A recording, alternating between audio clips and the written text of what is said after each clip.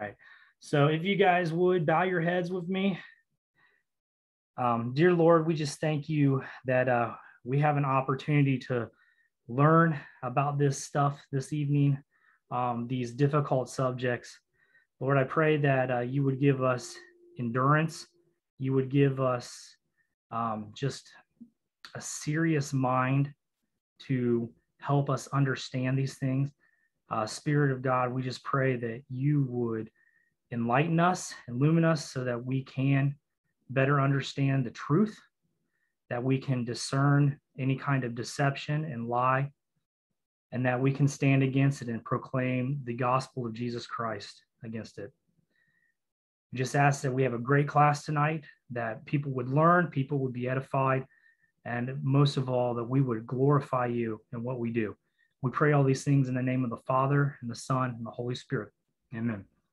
All right, so we're on week 4 of 5, and I'm excited. We got to learn a little bit about critical theory and cultural Marxism last week, and I was planning on getting into some of the worldview stuff for this, the different components of cultural Marxism and critical theory.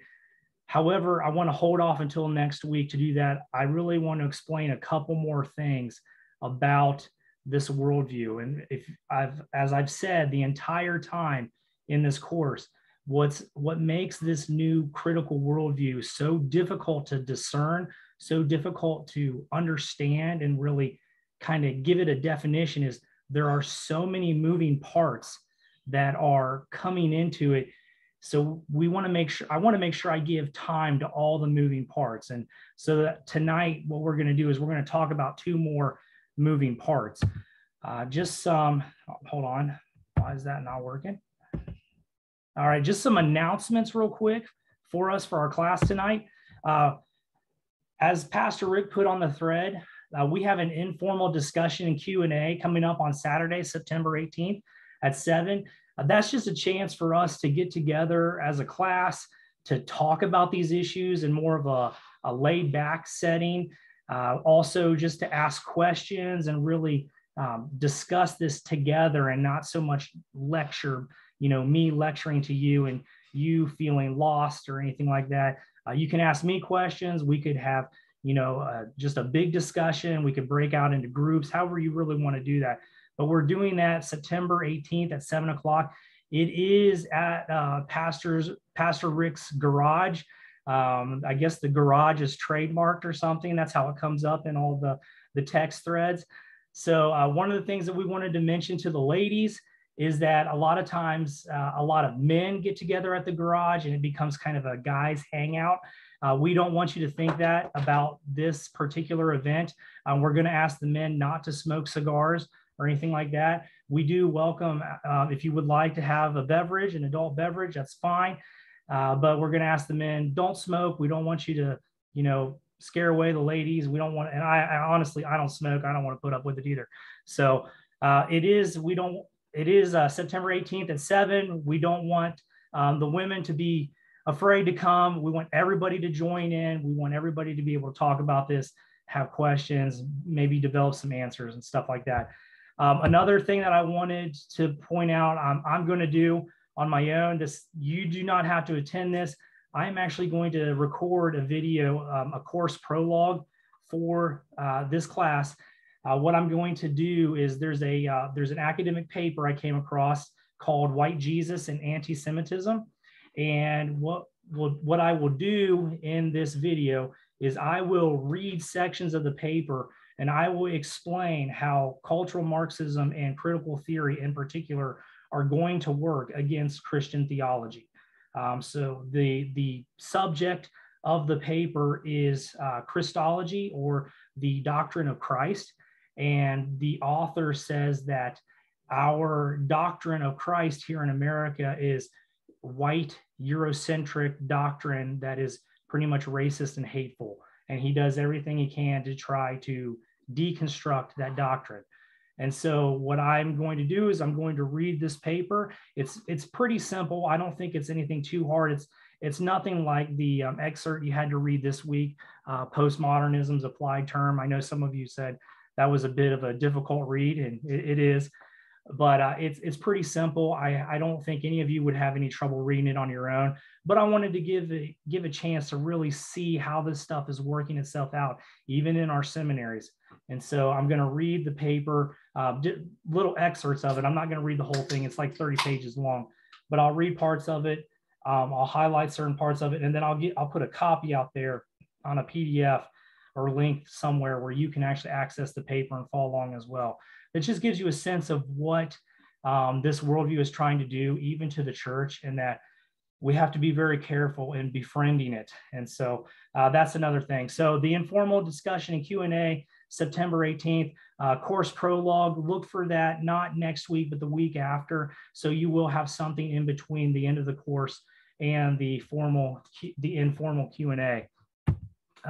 Just for review, as we get into the class tonight, these are the things that you should feel competent in, that you should feel you could do. If not, I would encourage you, go back, look at this again. We send you a link every week. It has the recording of the class and also a PDF of all my slides. So please go back and look at this stuff if you feel like you cannot do this. But you need to be able to define a worldview. That should be pretty apparent right now. You need to be able to explain the 5 components of a worldview: the theology, the metaphysics, the epistemology, the ethics, and the anthropology. You need to know what those are. You also need to be able to explain the Christian beliefs within those 5 components of a worldview. At least be able to talk somewhat about what we as Christians believe each of those components is built up of. And then you need to understand the major elements and the thinkers leading the cultural Marxism today. And that is, you need to understand dialectical thinking. We talked about this last week. You don't really need to know, you don't need to know Hegel, but you need to understand dialectical thinking. You need to know Karl Marx and know his ideas. Antonio Gramsci, you need to remember him. Antonio Gramsci is very important. Understand the Frankfurt School and the emphasis they had on the creation of critical theory, and then understand critical theory as a negative project, how it doesn't create, it's relentlessly critical, and it can never bridge the gap from the subversion of the thesis to the new synthesis. It just doesn't know how. So those are the things that you really want to be able to know going into these last 2 weeks of the course. And so with that, our agenda tonight, I told you I wanted to cover primarily 2 things. It should be shorter. I swear, I've said this like the last 3 weeks, it should be shorter. There's just not as many slides tonight. It's like, 70% of the amount of slides as I usually have. Plus Ohio State is playing tonight, so I have reason to like move quickly. So I really I want to watch the football game. So, but that will not hinder my love for education and wanting to give you this information. So tonight we're going to talk about postmodernism, how postmodernism, particularly deconstruction, is the tool of the new worldview. I'm going to tell you, postmodernism is tough to understand. I'm not an expert at it. I'm going to give you some general ideas that we can work with and how we can see it and we can recognize it when we come up against it. But just know there's a lot of information out there, and there's a lot of different definitions of postmodernism. So have grace for me. Be patient. We're going to work through that together. We're also going to highlight the different types of critical social justice. So we talked about critical theory last week, and I've told you that, critical race theory is only one type of critical theory, that there are many, many, many different types of critical theories. Well, we're going to go through, I think there's like 6 or 7 of them tonight. And I'm just going to give you a snapshot of each of them and show you how they're all doing the same thing. They may have different goals, but they're all doing the same thing. They're all using that dialectical process with the tool of postmodern deconstruction to really try to subvert the culture as we know it. So with that, let's get into our discussion on postmodernism.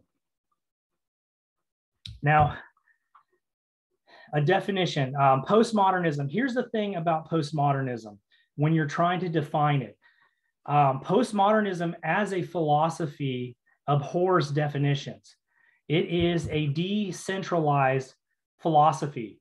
It's very difficult to define. Now, what that means is, when you are talking about a philosophy or a theology, for example, and let's say you have a web of different beliefs that at the center of your web, you have very core convictions, core beliefs, things that are foundational for your belief system. So like in Christian theology, we would say something that is foundational for evangelical theology or Protestant or Reformed theology is the authority of Scripture and the Trinity. Those are two foundational doctrines, and they're at the center of our theological web, for example. Well, postmodernism punches the hole out of the middle of the web. It does not have a center. It tries to completely define a philosophy on the outside.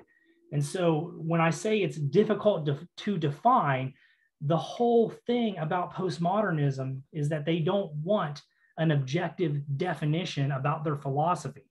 They don't like objective definitions. They don't like centralized things. They don't like ideas that have a firm foundation.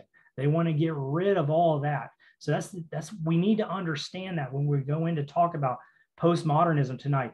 It's difficult to understand because it doesn't have a foundation really, or at least it's trying not to. I think there are things that we can point out that are foundational to it, but there's a large distrust in postmodernism for meta narratives. And what I mean by meta narratives are they are narratives or stories that kind of tell the entire landscape of the story. So in Christianity, our meta narrative, if you want to look at the entirety of the Bible, is God's reconciliation of his people, being able to be connected to his people through the work of Jesus Christ. That is the meta narrative that runs throughout the entire Bible.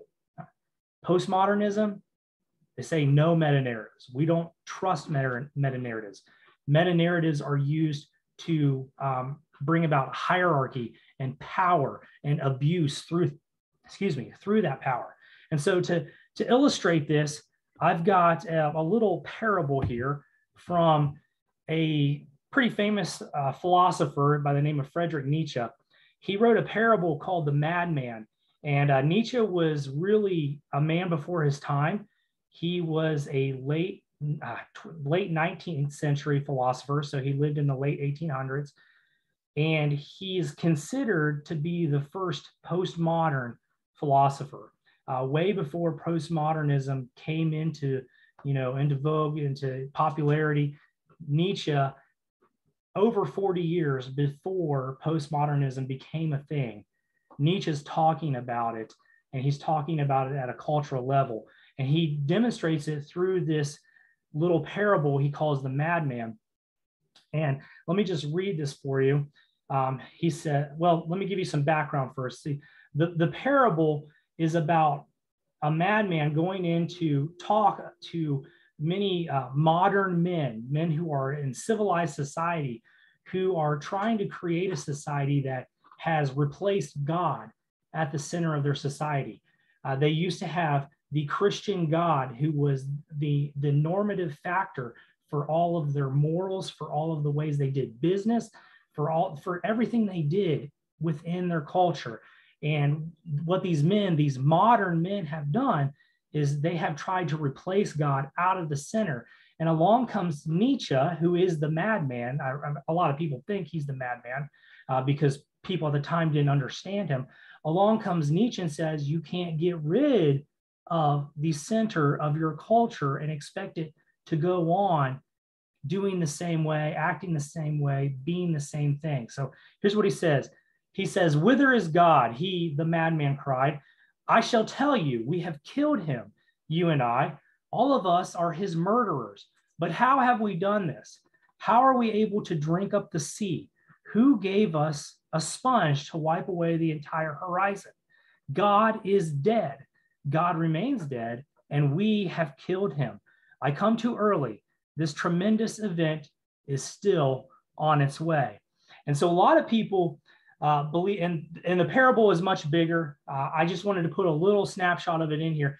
A lot of people believe that Nietzsche was prophetic almost in his understanding of what would happen to a culture if it took God out of the center, God away from its foundation, and tried to replace it with other things. And what Nietzsche is doing is he's coming in, and he didn't mind. Nietzsche was an atheist. He hated Christianity, all right? He didn't mind that they were doing this.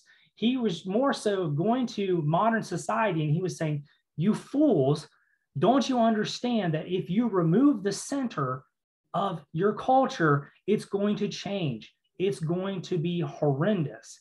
You can't go on living the same way by taking away the center, the pillar of your society. And that's, Nietzsche is very important in understanding postmodernism, because he really understood and kind of set the tone for how we need to understand it, 130 years later. You cannot take away the center of a culture and expect it to continue to operate the same way. It will eventually become meaningless. And that's what Nietzsche wanted. He didn't mind that they were removing the center. He just turned to all these modernistic people, and he's saying, you fools, don't you realize what you've done? Your society is going to crumble. And, by the time he says this, not 20 years later, the world is caught up in the greatest and most bloodiest war it has ever seen. So, with World War I, is Nietzsche a bit prophetic? He might be. I mean, it's a little scary when you read his work and just the things that he said and the things that he predicted and how they came true. And so that's what we need to understand from Nietzsche. You cannot take away the center of your culture and expect it to remain the same. And that's going to be important talking about postmodernism tonight, talking about deconstruction and how these new theories, this new worldview is adamantly trying to deconstruct pillars of our current culture. So again, a definition, postmodernism, it's really all about disillusionment of modernism and the failure of Marxism. Now, we talked about Marxism last week. The postmodernists in the early 40s all the way to, in the late 40s all the way up to the early 60s, they did not know about cultural Marxism. They hadn't read Gramsci yet. Remember, his Prism notebooks were not published until the 1970s. They saw Marxism, true classical Marxism, as a failure. And so they were disillusioned. They're like, what are we going to do? Our homeboy Marx failed. They loved Marx, but he failed. And we have to develop some other new way to tear down Western culture. And they hated modernism because modernism represented Western culture of the time. Modernism is an idea. It's kind of a movement of culture that it's trying to build itself up through Enlightenment thinking, through science, through technology, through innovation. It has removed God from the center of its culture, and it's a very humanistic way of living. That's what modernism tends to be. And so these early postmoderns, they were disillusioned with modernism. They didn't believe in these innovative projects. They didn't believe that science could answer everything that we wanted it to. They didn't believe that technology would be able to fulfill all of the different kinds of problems that we had in the world. And so, but they also saw that Marxism, what they loved, had failed. And so they were really, especially the early postmodernists, the ones in the 60s talking about language and philosophy, they were really kind of bummed out. They didn't know what to do. So they had to develop a new philosophy, and they turned to this postmodern philosophy. Another major characteristic of postmodernism is that it's suspicious to liberalism and Western civilization. Now, I already talked about how it's suspicious of modernism and Western civilization. We can kind of put those hand in hand. At the time when postmodernism was rising, they're kind of one and the same thing. So I'm not going to really go into that in too much detail. But liberalism is the idea, and liberalism, I'm not talking about political liberalism per se, whereas we talk about conservatives and liberals in our political conversations today. Liberalism represents the ideas of liberty and justice, what America was built on. So think about America's Constitution, where different conservatives and liberals of many stripes, a lot of people, especially in the past, really loved the Constitution. Maybe they loved different things about it, but they really held that in high value. Well, postmodernism is just very suspicious of liberalism as a project, very suspicious about this idea of liberty and equality. And so they're very suspicious about America's Constitution or any kind of other governing document in any other kind of Western civilization. Western society or culture. Another thing is they're very pessimistic and skeptical about legitimizing truth claims. And what I mean by that is they are skeptical about the institutions that are trying to make legitimate truth claims, trying to back up their own truth claims. So that means they're skeptical about science. So if when science comes out with a new theory and it says, we believe this is the truth, this is how the universe operates, they are very skeptical about that. They don't believe it. They're pessimistic about it because it's part of Western society, really. We'll get into why they're pessimistic about it. Another thing, they're pessimistic about religion. Any religion. Well, not any religion. Religions in Western civilization. They love Eastern religions because Eastern religions are full of contradictions and all kinds of interesting things. And they love that. But they're very, very skeptical, very pessimistic towards Christianity, for example, or Judaism, because usually there's a lot of logic, especially in Christianity, Western Christianity. We have a great influence of Greek philosophy throughout the history of our theological discourse. We have a lot of Roman law tied from the early days that's affecting our theology from the early days of Christianity. And so there's a lot of things that, when you talk about, if you look at the history of certain theologies, let's take the history of Christology. When Augustine, who lived within the Roman Empire, talked about his type of Christology, he took influences from the culture to help explain that. And so the reason why postmoderns are skeptical about religious truth claims is because they use different parts of Western culture to help explain that. Plus, they're skeptical about objective truth claims. So when we say Jesus Christ is the way, the truth, and the life, he is the only way to the Father, they are very skeptical about objective truth claims like that. Another one, philosophy, I just talked about that with religion. Early on, and I think it was the second week, we talked about how do we judge a worldview, how we can use the laws of logic, the law of non-contradiction, the law of the excluded middle. Those, if you remember what we talked about with those are seen as objective laws. They're like math. It's like 2 + 2 = 4. We can use these tools to find contradictions in how people think.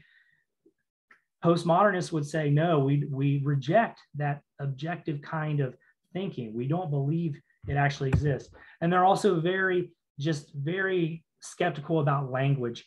They don't believe that words have objective meanings. They don't believe words have inherent meanings. Our language is all culturally motivated, culturally created. And so that is, they come to language with that kind of attitude. And to a certain extent, I can see where they make their point with language. There are some very cultural things that we do with language where some words just don't have a lot of objective meaning. I get that, but they kind of use language as a gateway into all these other ways of thinking, these ways of legitimizing truth claims.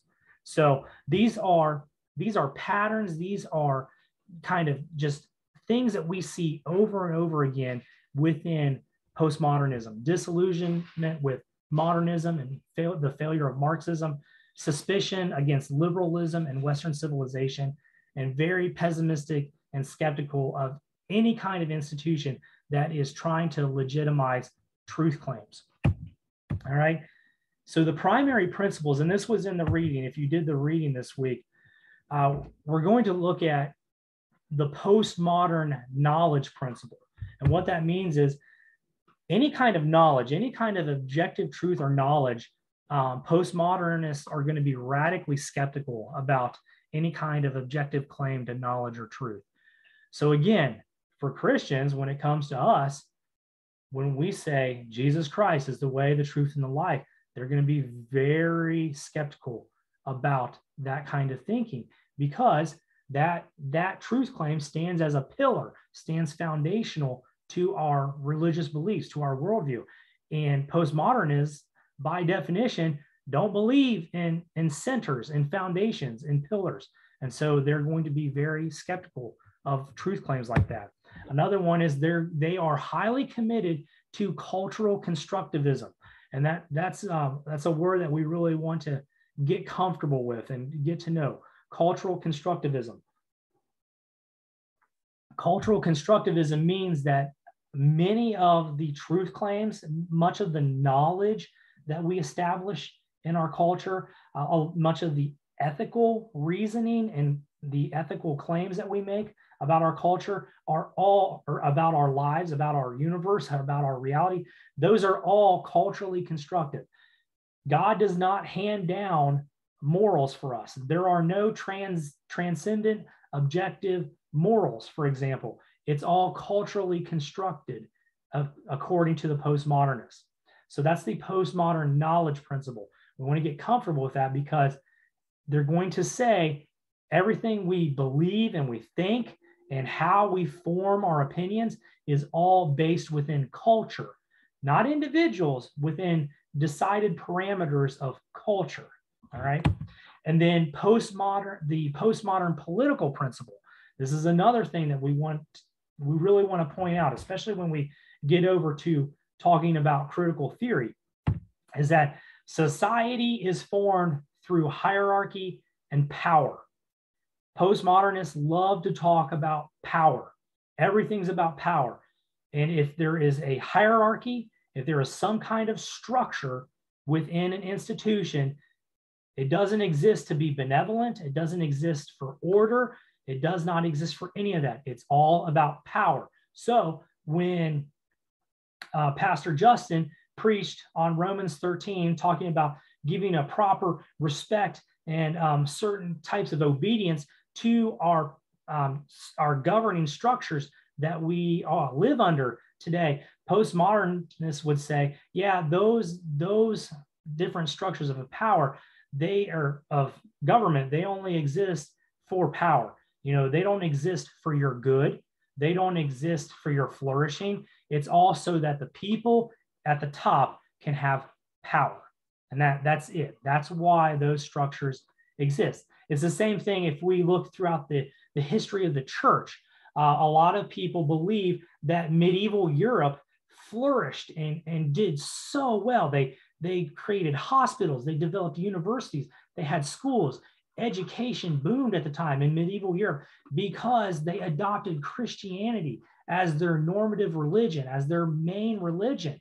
And so a lot of people in the history of the Christian church would say, this was a good thing. This is something that the church had a hierarchy, a structure, and it helped govern and usher in this great way of living, this flourishing in medieval Europe. Postmodernists would come and say, no, it was all about power. The church stepped in because it saw people it could dominate. It saw people that it could have power over. And so this hierarchy of the Catholic Church at the time stepped in and took over. And so everything is kind of boiled down into power and political power. For example, hierarchy and power, those are the things that decide knowledge and truth. So that gets back to our cultural constructivism. All right. It's not just that we all get together and decide what knowledge and truth are. It's the people at the top, the people who are in those hierarchy of power.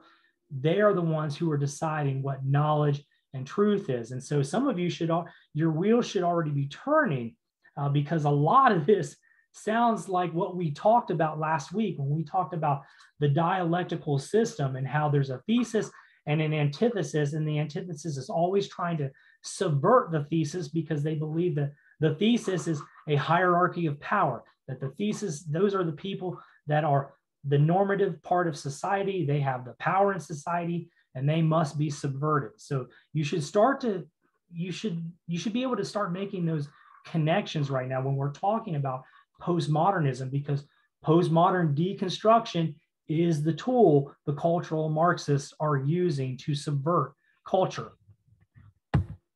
And then last slide for postmodernism, and then we'll stop for questions. Deconstruction as a tool. You've already heard me say this multiple times tonight. Deconstruction is the tool of postmodernism, and postmodernism is the tool of, you know, the new worldview. We really want to get familiar with this word, deconstruction. It's being used a lot right now, especially in Christian circles. And so when we hear this word deconstruction, it should really send up some red flags for us. Deconstruction is the total dismantling of cultural institutions. So institutions, they're the ones who have the hierarchy and they're the ones that have the power. The way that we get rid of these institutions, if we're postmodernists, the way that we get rid of these institutions of power and subvert it is by deconstructing it brick by brick. How do we pick it apart? Oh, what did I just do? Hold on. My bad, guys. Yep, there you get to see everything we're going to talk about tonight. Aaron, I don't know what I did. I think I pressed the end button. Apologize for that. So institutions are always systems of knowledge. We already talked about that, how institutions have power. They're the ones who control everything. They're the ones who are making up the knowledge. There's no objective knowledge. There are no propositions about God that we can go out and reason about and find out. It's always institutions that control knowledge. All right. And so knowledge equals power. We talked about that. Liberation in this kind of system, liberation in postmodernism is the deconstruction of institutions. All right. And so to talk about this, to give an example about this, you'll see I've got this little note here, the train and the void. What that means is when I was in undergrad, I studied literature. So, get all the jokes out now. If you want to, poke fun at me, I studied English literature. I read books and I wrote papers and talked about them in class.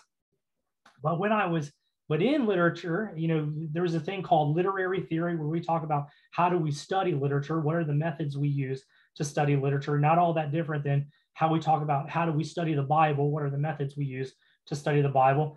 But in studying literary theory, one of the theories we talk about is postmodernism. And during that time, this is like 2006, 2007. So this is a few years ago.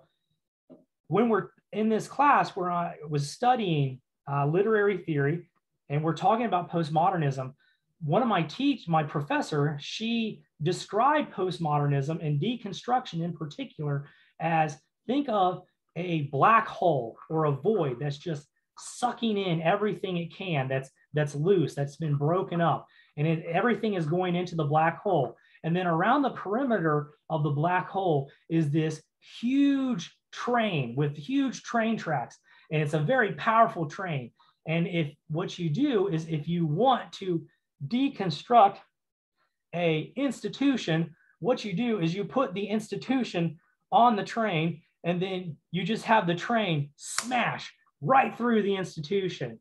And that is how postmodern deconstruction works, because then brick by brick, that institution falls into the black hole and it's lost its center, it's lost its foundation, it's nothing, it's been completely deconstructed.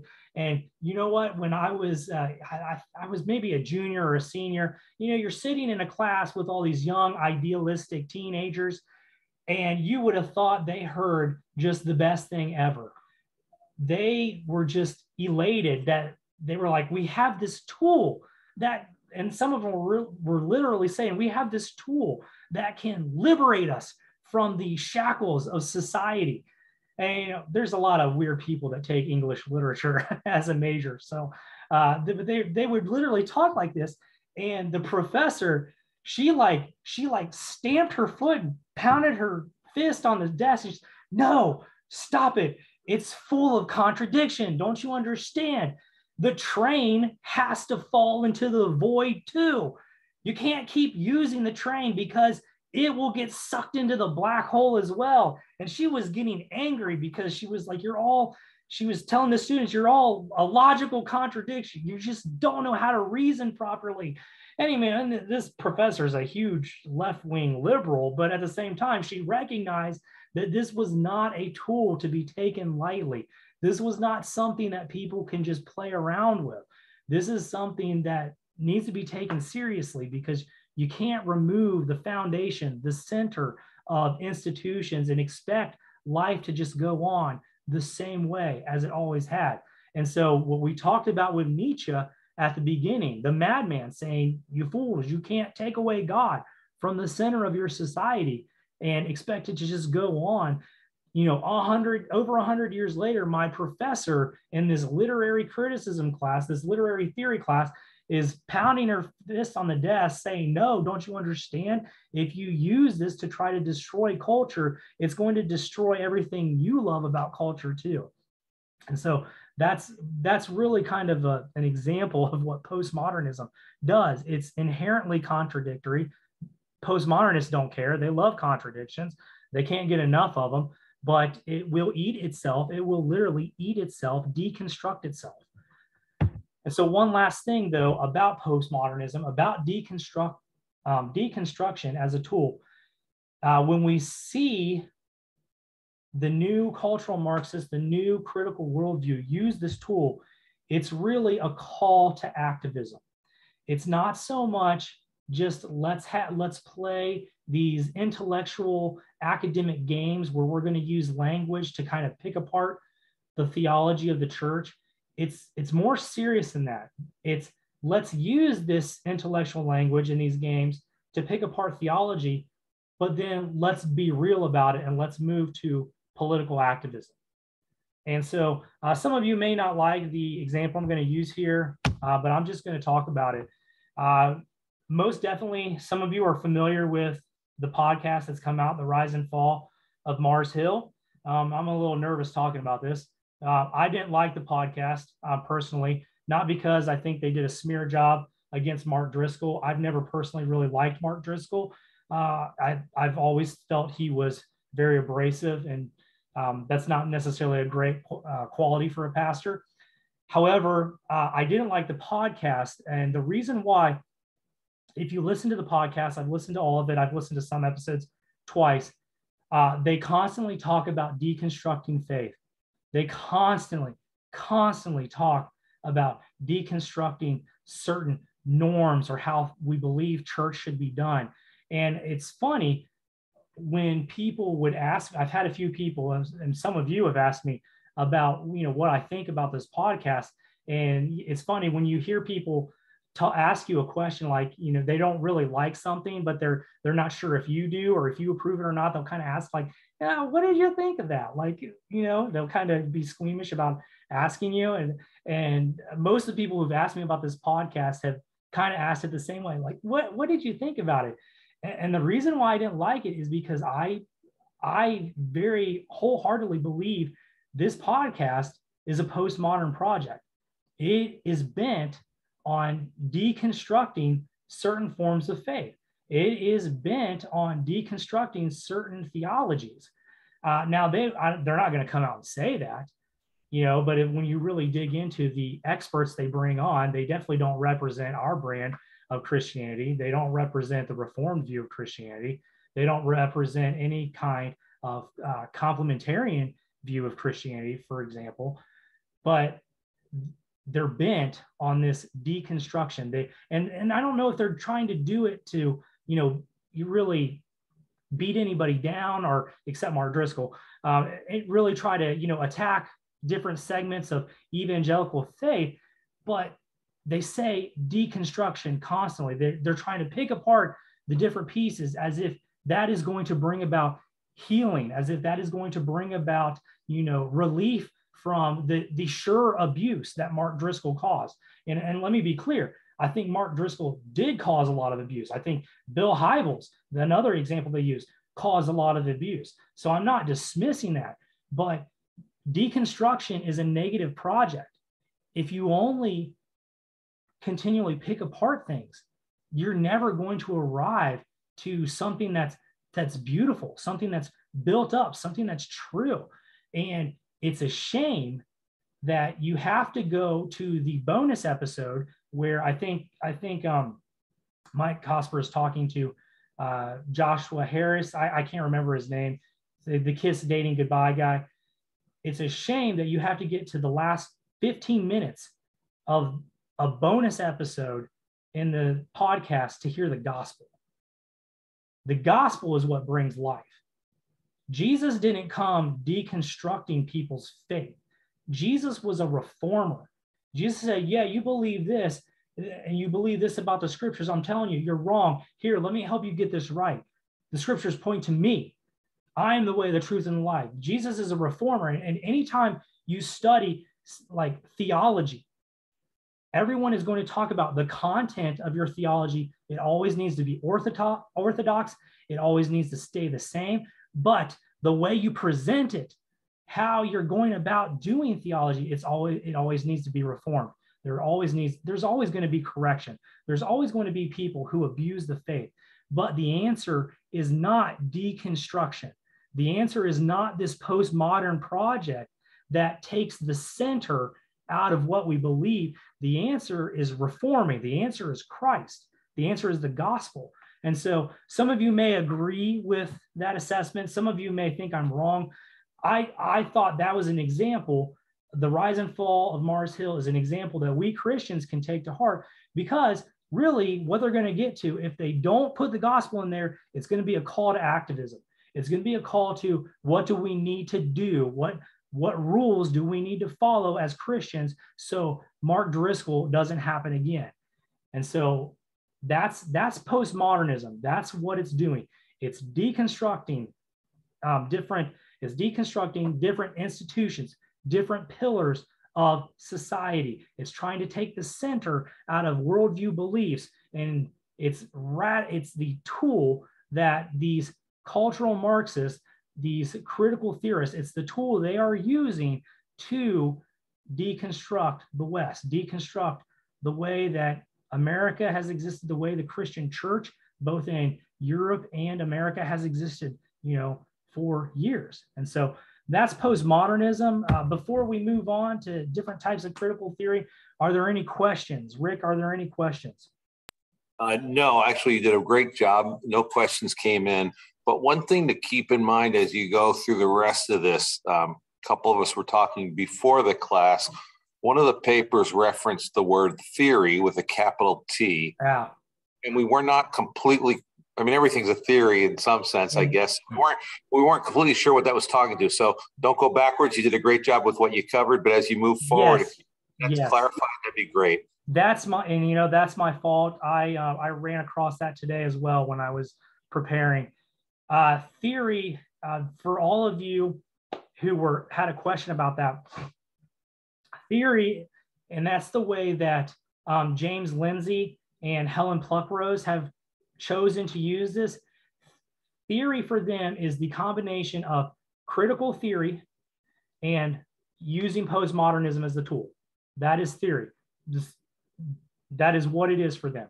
Combining the ideas of critical theory and the project that critical theory is doing and the tool of postmodernism, and then moving forward with that. So that is what theory means. Is that pretty simple to understand? Even I understood it. Perfect. Okay. Great. I saw that at like 5 o'clock today, and I was like, oh man, I should have explained that. And I've even said to some of the people, because that reading was very hard. If I had to do it over again, I probably wouldn't make you all read that. It was very difficult. And I apologize for that, but it gives you an idea of really what's going on, because all of these different elements are coming in and they're converging into one use that Lindsay and Pluckrose are calling theory. So, and they're talking about it in an academic setting. So we're doing a little bit different project where we're talking about worldview. So it's going to be a little different for us. Let me go through these. These shouldn't be too difficult. These are different types of critical theory, different types of critical social justice that we see happening today. We're just going to briefly cover them. They should be easy to understand. But like I said, critical race theory is not the only critical theory that's going on today. And once I go through these, you'll probably see, oh yeah, I understand what Ben's talking about. I see what he means when he talks about CRT not being the only type of critical theory out there. The first one is called postcolonialism. Some of you have probably heard of this. This is kind of a big theory. It's kind of all-encompassing, but really postcolonialism is all about the attempt to deconstruct Western civilization. Western civilization bad, everybody else good. Okay, I mean, pretty much that's how you want to understand it. So think back when we were talking about Herbert Marcuse and Theodore Adorno, where they were really trying to set up the Frankfurt School of saying fascism bad, communism good. This is the same type of project. Post-colonialism is the same type of thing. Western civilization bad, everything else good. All right, they're trying to undo the work done through colonialism, and I get it. There have been some terrible things that have happened in the history of the West, from the enslavement of people, from the extermination of indigenous people, from wars, just tons of bad things that have happened. And the reason, so post-colonialism says, because that has happened, because these atrocities have happened, everything about Western civilization is inherently evil, is inherently bad. So we must deconstruct it. We must pick it apart brick by brick. And so what they get into a thing called research justice. Don't think of it like, scholarly research or anything. It's just kind of a slang term. Research justice is just redefining knowledge. There is no objective knowledge. There is no there's no logical way of thinking about things. There's different kinds of knowledges that we need to hold up. We need to see as equally valued. And I'll give you some examples. Whereas Western civilization has really been built on science, reason, objectivity, universality. Those are all overvalued. Postcolonialism would say these are not good things. These are overvalued in Western civilization. We also need to value emotion, experience, and customs as just as credible forms of knowledge. Now, I'm not saying emotions or experiences or customs are bad, but they're definitely not the same type of knowledge. And we could very well question, are they as valuable types of knowledge as, let's say, reason or objectivity, for example? And so when, last summer, when everything was just blowing up with George Floyd and a lot of the protests were going on, I try not to do this anymore. I posted a comment from Ronald Nash on Facebook. I think I have actually since deleted it because I got so many questions about it, but was talking about how truth is objective. Truth, we need to search out for truth objectively.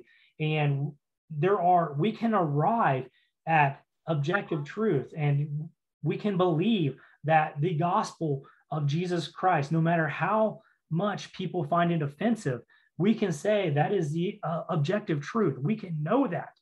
And I had somebody from our old church text me just asking, well, how do we take what you're saying and really, tie it to the emotions and the experiences of other people? And I say, you're free to listen to those. And I think you should, because it helps us carry forth the gospel in a very meaningful, a very loving, and a very graceful way. But just because somebody experiences something doesn't mean their experience is correct. It doesn't mean that their experience is objective. It doesn't mean that their experience is true.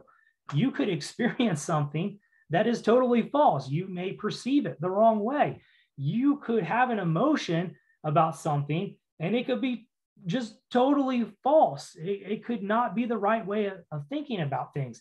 And when we really get into Christianity and our ultimate authority, what is our authority for our life, for our worldview? We're talking about Scripture, God's revealed truth. When we start putting emotions and experience on the same level as God's objective truth that He has revealed to us, we're getting into very dangerous waters. I know our elders have talked about this from the pulpit multiple times. Just because I feel a certain way about God doesn't mean that feeling is necessarily true. It may be how I feel, it may be a reality, but it doesn't mean that's how God is. God does not change based on my desires or my whims or my emotions. God is God. He is the reality. And so, but that's what postcolonialism is trying to do. It's a big project. It's trying to deconstruct all of Western civilization, and it's trying to redefine knowledge mainly in that. So you see the dialectical process happening in here. You see the thesis is Western civilization. The antithesis is postcolonialism. It comes in and tries to subvert that thesis. And then you see the process of subversion is deconstruction. It's postmodernism. It's using those tools to redefine knowledge. So that's postcolonialism. And a lot of these are going to sound, they operate the same way. They just have different kinds of, they just have different circumstances or different focuses that they are really trying to really focus in on. So another type of critical theory is queer theory. Queer theory talks about the liberation from norms of gender and sexuality. That is their main goal. They want liberation from any kind of norm of gender or sexuality. Oppression in queer theory equals categorization. All right. So I am a man.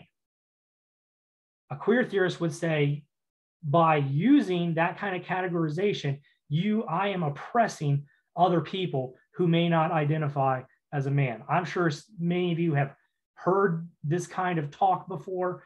If you read The Rise and Triumph of the Modern Self, where Carl Trueman is talking about the sexual revolution, the sexual revolution today has morphed into queer theory.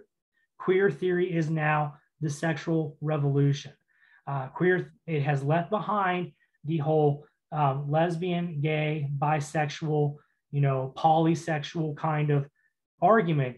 Queer theory is now leading the way into kind of transsexual movements and that whole plus category. It's all about taking the outside, the people who are not part of normative culture, and creating a culture around them. Language, they say, develops normal categories, not biology. So they would say that our sexuality, they would go so far as even to say our sexuality is not determined by anything biological. Everything, gender is as an example, gender is a cultural construct. I have sat across the table from people who I work with who have told me gender is a cultural construct. That's an interesting conversation. All right.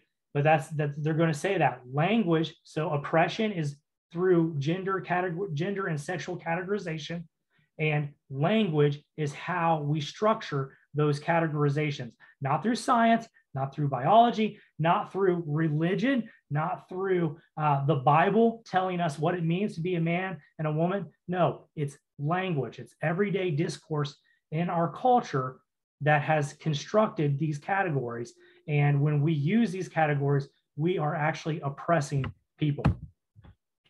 Objective reality regarding gender and sex is not attainable. So this is an interesting facet of queer theory. They're not absolutists in saying gender and sexuality don't, well, some of them are, some of them may say they don't exist.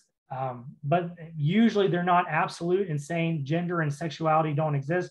They will say if there are like objective realities regarding gender and sexuality, we just can't know them. They're skeptics. And skeptics, what's interesting about it, it's kind of, if I'm going to give them any credit, it's kind of smart on their behalf. It's a lot harder to argue with a skeptic than an absolutist. When you say, there is no such thing as objective reality regarding gender and sexuality. Well, that's really easy to tear down in a conversation than, well, there may be objective reality regarding gender and sexuality. We just can't know it. That's a much different conversation. That's much more difficult to tackle. I can teach you how to tackle that, but it's a lot harder than someone saying there is no objective reality regarding gender and sexuality. And then lastly, society is constructed around unjust categories of gender. All right. So again, oppression is through categorization. We categorize people based on language, not any kind of objective knowledge that's coming in. And so categorization, our entire society is constructed around these types of categorizations. So guess what? We got to get rid of all of society. We got to get rid of all of Western society that thinks in these types of categories. So you have your thesis, Western society that uses categories. You have your antithesis, queer theory. It wants to subvert the thesis, and it's going to use deconstruction, postmodernism as its tool to deconstruct it. So again, there should be a pattern here. You should see a pattern coming up. Now, critical race theory, I don't want to talk too much about it, but this is probably the one that got you all interested in this class. It's definitely the one that is most relevant to us Americans today. Critical race theorists believe that race is a social construct created to maintain white privilege and supremacy. Now, here's the thing. When you dive into the literature and you really begin to study this, they do have something about that definition. There is some truth to that. It wasn't until about 100 years ago where this idea of race, we've always used different ideas of ethnicity. People have always been, oppressed.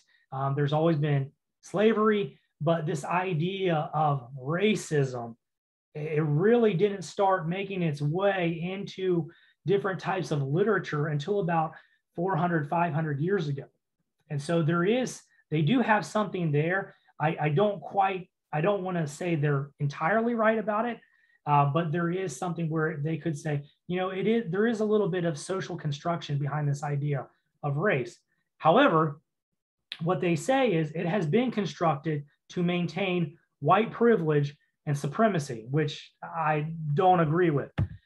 They share concerns with the traditional civil rights movement. However, at the same time, they are discontented with liberalism. Now, that should sound just like our postmodernism of earlier. They're discontented with liberalism. Liberalism being the idea in American democracy, for example, we believe in equality, we believe in freedom, we believe in rights. These are things that our Constitution upholds or tries to uphold. Critical race theorists, they don't like that. They're discontented with it. They don't believe equality exists. They don't believe color blindness exists. They don't believe any of that. They want to throw it all out the window. So yeah, they don't believe in color blindness, just like I said. So a lot of people who don't understand critical race theory, who've never really come into contact with it, a lot of people will say, and you heard them all last summer, they'll say, I don't see color. When all this political activism was going on, I don't see color. I just see a human being. And a lot of Christians say that, as they should, because the doctrine of man created in the image of God, the biblical truth, we shouldn't see color. It's just human beings created in the image of God. There should be an idea of color blindness to our Christian belief. Critical race theorists don't believe that. They want to see color. They want to see different races. All right. So when people try to good-naturedly say, I just don't see color, I'm not racist, I'm colorblind, critical race theorists would say, no, you are racist. There is no such thing as being colorblind. There are different colors.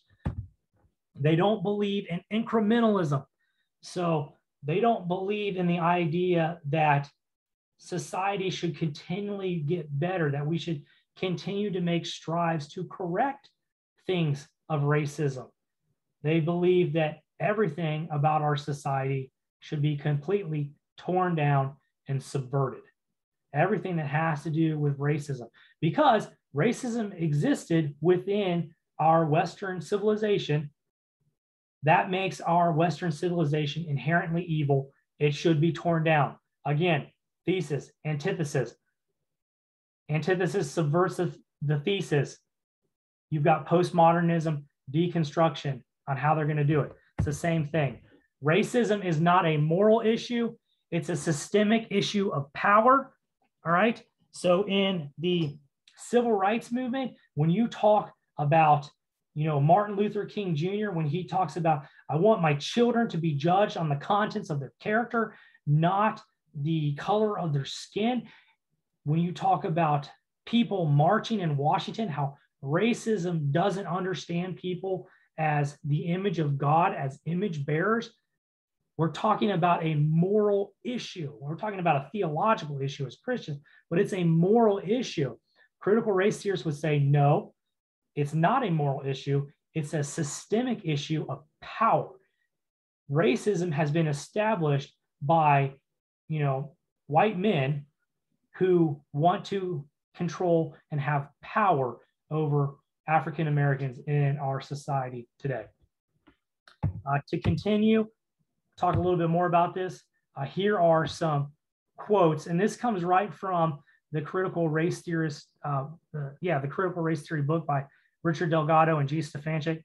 Unlike traditional civil rights discourse, which stresses incrementalism and step-by-step progress, critical race theory questions the very foundations of the liberal order, including equality theory. So there is no equality. If you listen to them, they use the word equity, which is much different. I don't have time to go into that now. They use equity, not equality. There's a huge difference. So I can give you some resources on how to look that up. They don't believe in equality. They don't believe in legal reasoning. They don't believe on reasoning on how we make our laws better to protect people. They don't believe in Enlightenment rationalism. And as Christians, we don't necessarily believe in Enlightenment rationalism either. We believe in some forms of rationalism, but not in the Enlightenment. We don't believe we can reason our way to God, for example. And they don't believe in neutral principles of constitutional law. The Constitution is not neutral. The Constitution, in the critical race theorist view, is specifically constructed to be racist. It is constructed to be racist towards African American people, and you just can't get out of it. The system is like that. It's not something that can be changed unless you completely subvert the culture and deconstruct it. Another quote from there. Critical race scholars are discontented with liberalism as a framework for addressing America's racial problems. Many liberals believe in colorblindness. I just told you they believe a lot. I'm sure some of you have said it. You're colorblind. They don't believe in colorblindness or neutral principles of constitutional law. They believe in equality, especially equal treatment for all persons, regardless of their different histories or current situation. Critical race theorists don't believe in equality. It's just not something that they want to uphold. They want to see different colors, and then they want to treat people differently based on the color of their skin. So again, when Martin Luther King Jr. stands up and gives his famous speech, I have a dream, and he says, I want my children to be judged not based on the color of their skin, but on the contents of their character. Critical race theories, they turn that upside down and say, no, we want people to be judged based on the color of their skin, and we're going to give special certain treatment.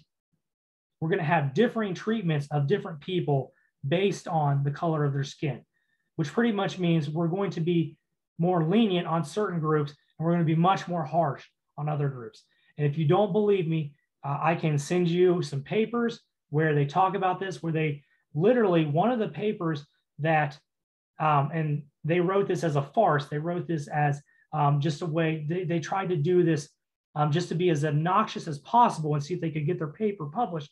One of the papers that James Lindsay and Helen Pluckrose, the people who wrote Cynical Theories, one of the papers they wrote, the idea behind the paper was we need to chain young white boys from the ages 8 to 12 to their desks.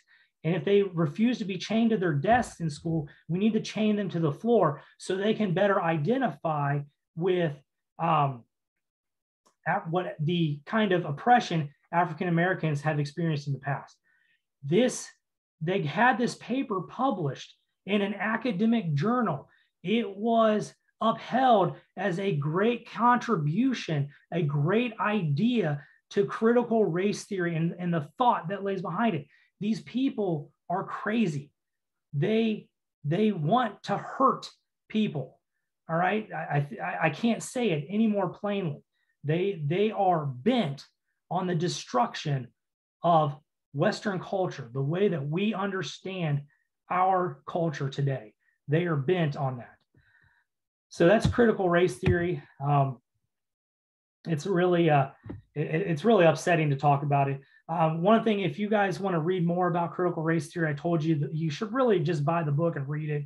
The one with Richard Delgado and G. Stefanchik. It's not hard to read, I promise you. It's very simple. It's written for the incoming college freshmen, so they could really just kind of, brainwash kids as they're coming into college. It's very easy to read. I would recommend just buying the book so that you can spot this stuff, so that you can recognize it when it's talked about. Another good book to talk about is White Guilt, written by Shelby Steele. Yeah, right here. White Guilt. He's kind of the other side of it. He talks about how racism in the civil rights movement was a moral issue and how it changed to a systemic issue in the 1970s, and where critical race theory really came into being. It's a great book. It's very easy to read, very short. I recommend it for all of you. So another one we want to talk about, and I'm going longer than I wanted to, so I'll be quick. Intersectionality. Intersectionality is kind of the brainchild of critical race theory. They go hand in hand. It was originally a tool for legal analysis. And what it does, it's used to identify persons of multiple disadvantaged identities. And so the way they talk about it, and this is where you get some, I talked last week about how the feminists are kind of fighting with each other right now. The old school feminists versus the new school feminists are fighting with each other.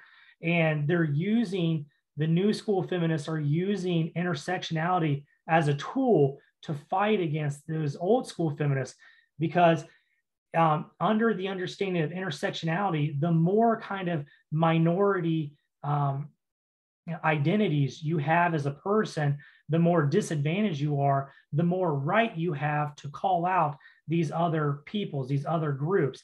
And so, feminists would say women are a disadvantaged group or identity, and they would kind of speak for all of women. Well, the new feminists are saying, well, there are women who are also African American, who are also, transgender or lesbian or bisexual. So you start to build up these different disadvantaged categories, and they say this person over here has more of a right to dictate, moral authority and what is wrong with culture than this person over here. That is what intersectionality is.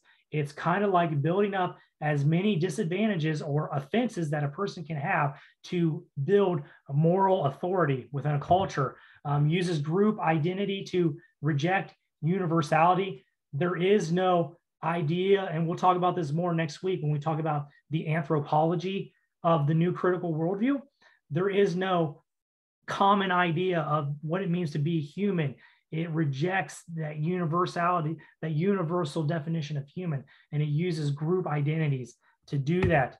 Knowledge in this system is positional. All right. So again, the 3-time disadvantaged person over here has a different set of knowledge, different propositions of knowledge than this 1-time disadvantaged person over here. And again, if this person has moral authority, because being more disadvantaged, this person also has kind of a knowledge authority, because this person has more experience more customs, different kinds of things that this person is going through. And so this person is kind of put, again, on a pedestal where this person over here cannot know those things because this person is not as disadvantaged. And then the categories are limitless. I've heard people say it's kind of, actually, I'm not going to say that. I don't want to offend anybody. Not going to say that. So, but there's so many categories. That's why you have LGBTQ plus. That plus is there to add more and more and more and more categories. And it just goes on. And they kind of form a meta group. And this goes back to talking about Gramsci last week, where Gramsci talked about the people on the outside of culture are going to form the new group, the new norm that subverts the old thesis. All right. This is another dialectical postmodern tool that they're going to use. And I already covered that some categories are more privileged than others. It is more privileged to be a Black feminist than a white feminist. I mean, it's just, I'm sorry, it's more privileged to be a white feminist than it is a Black feminist. That's how they think. That is how it goes. So, and then let's get through these real quickly because these aren't as big.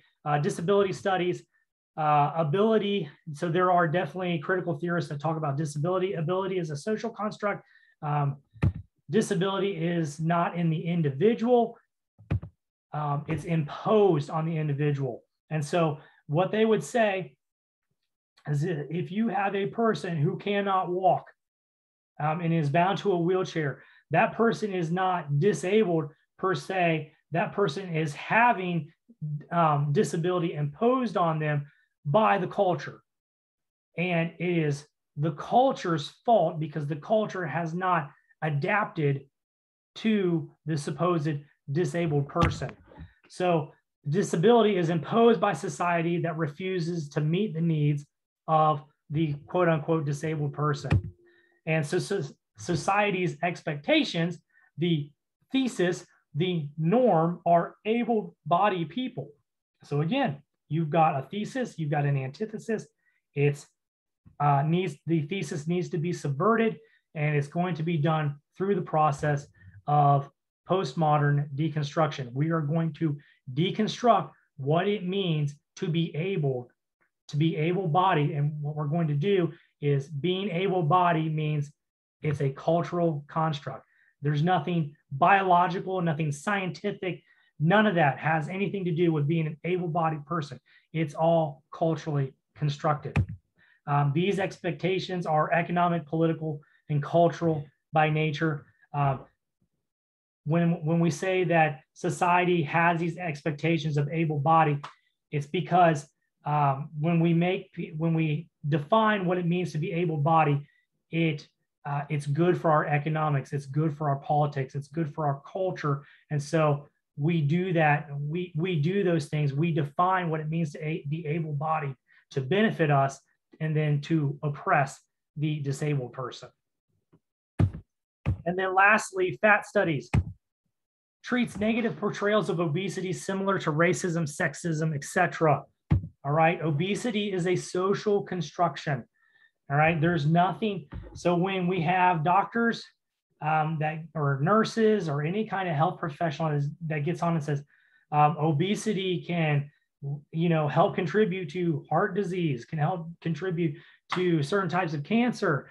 The people who are really kind of fat activists, they would say, no, this idea of obesity, that's a social construction.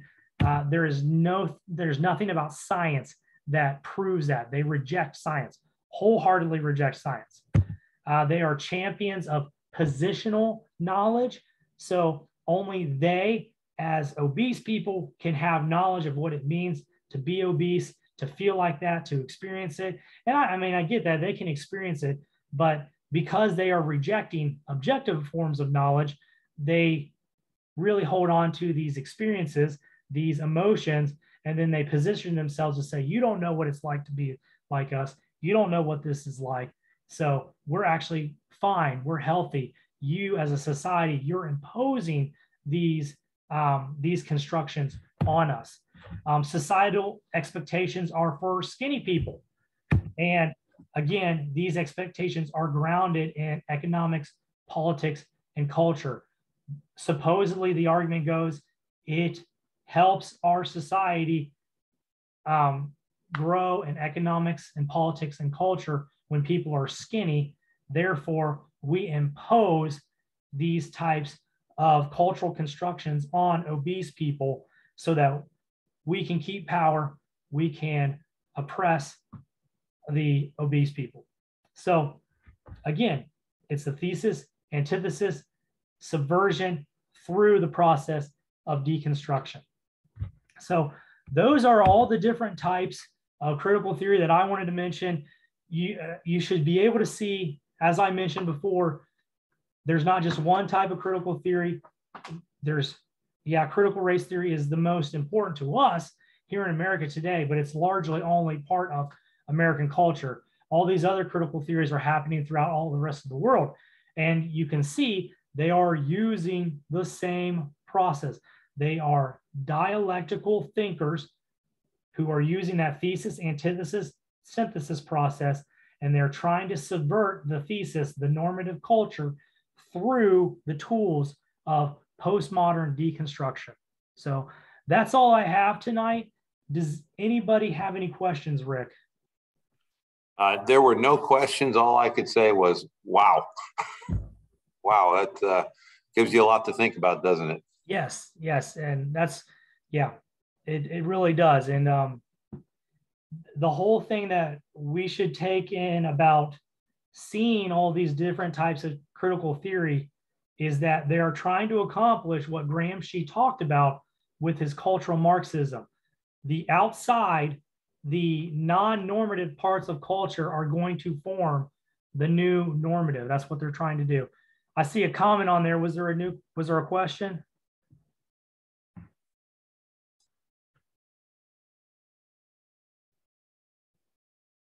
No, it was just an attaboy. Okay. Did a good job. Right. I'll make, since we're just a minute, I'll make one comment. As we were sitting here talking about the examples, and it was easy to comment about, oh man, that makes no sense. Oh man, that's self-contradictory. Oh man, that won't get you where you're saying you want to be. I think it's always worth clarifying, and I appreciated the passion in your voice because what we have to realize is these are fallen people trapped in fallen worldviews and systems that are setting themselves up against God. And there is only one truth that ultimately will set them free from this. And so while it can lead to frustration, what it needs to lead to is an awareness and helping our ability to speak truth to a mind that, frankly, without the Spirit, can't understand any differently, right? So it really, I think it's insightful for us to understand the fallenness and not get trapped into logic. Anyway, I'm rambling, but I absolutely believe that. I champion that. This really hit home for me a few weeks ago. I sat across the table from a woman who said she was she didn't have a gender. She said gender is a cultural construct, and she's just miserable.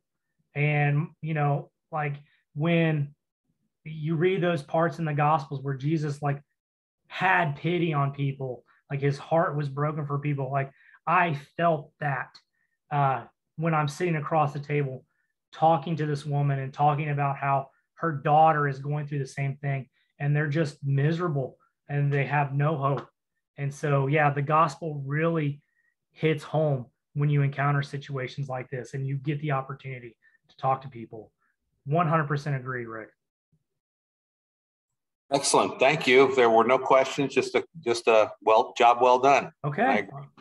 All right, everybody. Well, hey, thank you very much. We will wrap everything up next week. We will talk about really the 5 components of the new critical worldview, kind of tying everything we've talked about together and how we can really see this as a new worldview that's not the Christian worldview. So thank you all. I'll see you next week. and go Buckeyes. Talk to you later.